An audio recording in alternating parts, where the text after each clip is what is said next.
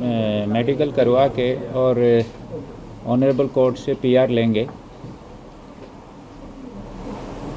Sir कितने दिन का रिमांड करने वाले हैं सर? हम 7 डेज़ का रिमांड मांगेंगे।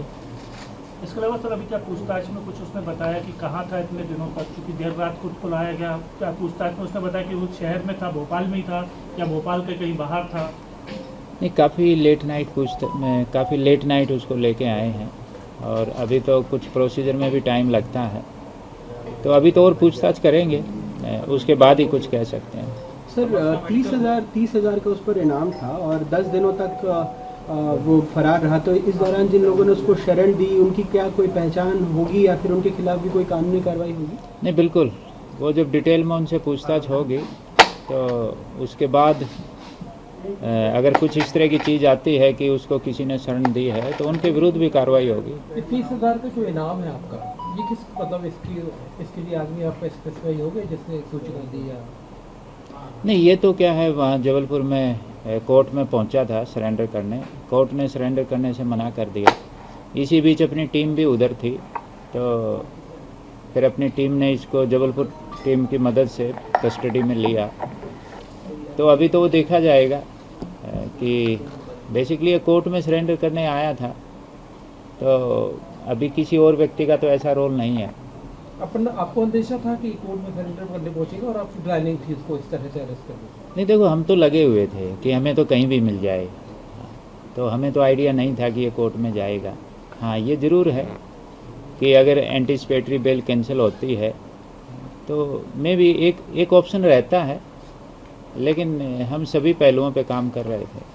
सर 6 टीमें लगी थी, पूछताछ जो भी अभी तक हो पाई है, रात देर आए हैं, तुम समझ सकते हैं कि ज़्यादा वक्त नहीं मिला होगा, लेकिन इसमें कुछ इसने बताया कि कहाँ था, कैसे चकमा देता रहा?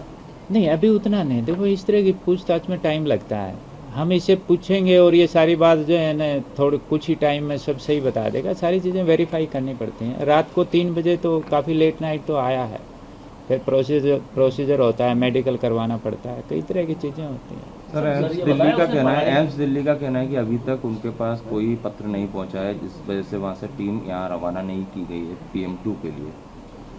नहीं, ये ऑनरेबल कोर्ट ने GAD को लिखा है, तो हम GAD और से भी कोऑर्डिनेट करके हमारी कोशिश है कि जल्दी से जल्दी टीम आ जाए।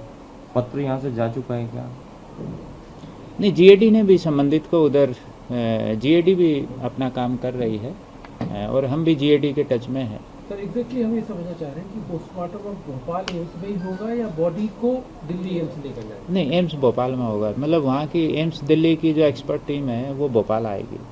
सर परिजन लगातार आरोप लगा रहे हैं कि थाने में अभद्रता की गई है, इसकी कुछ जांच करा रहे हैं, कोई कार्रवाई तय करेंगे? नहीं, किसी के साथ कोई अभद्रता नहीं की गई, थाने में भी CCTV लगे हुए हैं, इस तरह का कुछ नहीं।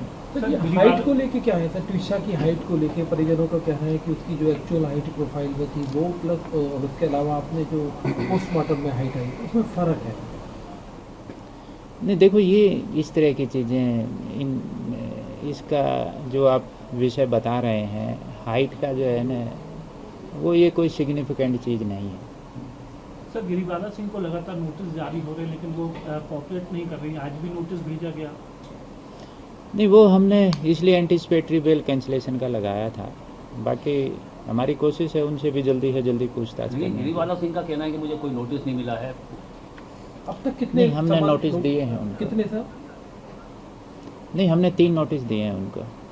तो वो डिनाई कर रही है, डिनाई कर रही है सर वो।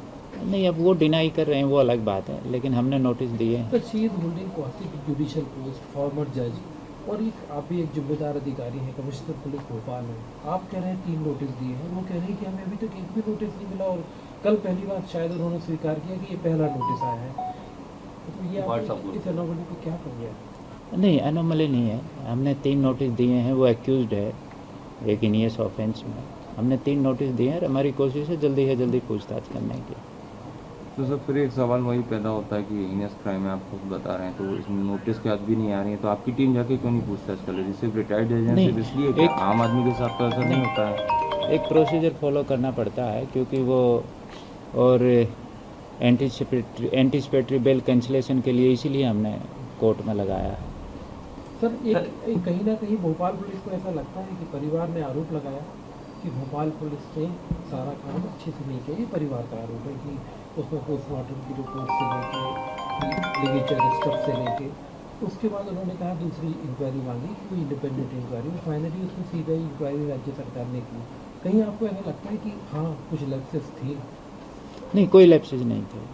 हमने अपनी निष्पक्ष जांच की है और बिल्कुल सही तरीके से की है और सारी चीज़ें ऑन रिकॉर्ड हैं।